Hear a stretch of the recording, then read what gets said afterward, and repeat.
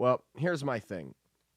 I think, and I've been very critical of this individual, especially recently, I think the winner of the debates tonight was Ron DeSantis.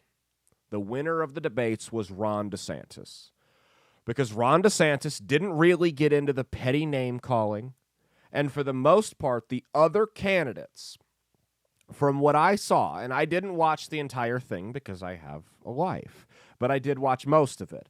The other candidates, from what I saw, continued the trend of what's been my biggest criticism with the Republican Party to date, especially dating back to the 2022 midterms, which is that they don't provide solutions. They're great at pointing out problems we all know, and they're great at putting those problems into unique perspectives, and, it's very creative and catchy slogans and terms they come up with to point these problems out. They're very, very good at that. You can tell they've practiced that in the mirror a couple times. They're very good with that. But what they're not good at is telling people how they're going to fix it. And that's where you lose voters, where voters will just go with the enemy they know. So if you're not telling people how you're going to fix their problems, if you're going to sit there and say, hey, groceries are high, gas is high, the economy sucks right now, the elections may or may not be rigged, they care more about foreign nationals than they do about you. People are like, no duh. How are you going to fix it? Because I mean, shit, man, I can go up there and do that. Pay me $400,000 a year. I'll be president. If I can just sit there and point out the stuff that's wrong with this country, I'll go over the top, man. Like, I'll go start terrorizing my neighbors and pointing out what's wrong with them, and I'll do it on national TV and just terrorize people and harass them. I'd be more than happy to do that for 6 figures a year and a spot on TV every single day if I want it. Let's do it. No, you need to provide solutions. And DeSantis was the only person, from what I saw, who consistently got up there and said, this is how I'm going to fix the problem.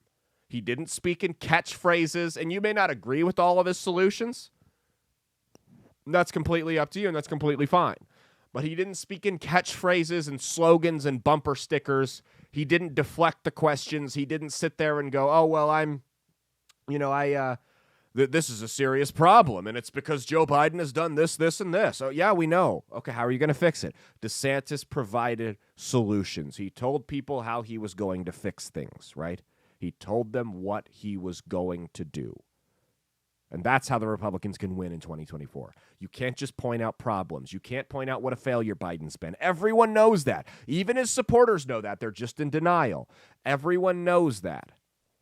You have to tell people how you're going to fix his fuck-ups. That's the key.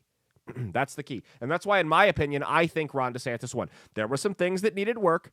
He still came off as a little fake. I don't think he's a natural public speaker. I just don't think that's something that comes natural to him. I think he's an awkward guy. And he came off as a little, not robotic, but mechanical. He came off as a little mechanical, a little rusty. You could tell it had been a while, and but at the end of the day, if that's the worst we got, we can deal with it. Because in my opinion, from what I saw, which was like 3/4 of it, 2/3 to 3/4 of it, I thought Ron DeSantis won.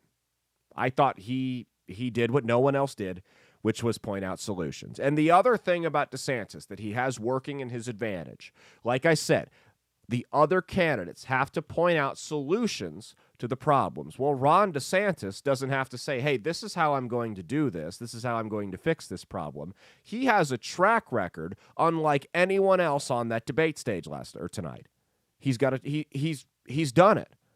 He's been the governor in a swing state, had massive success, and been elected twice. He's done it.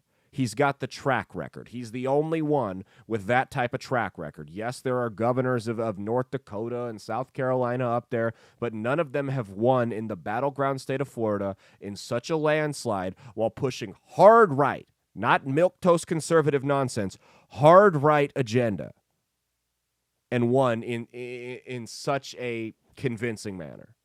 He's the only one who's done it. So the other candidates have to say, hey, this is what we're going to do to fix these problems.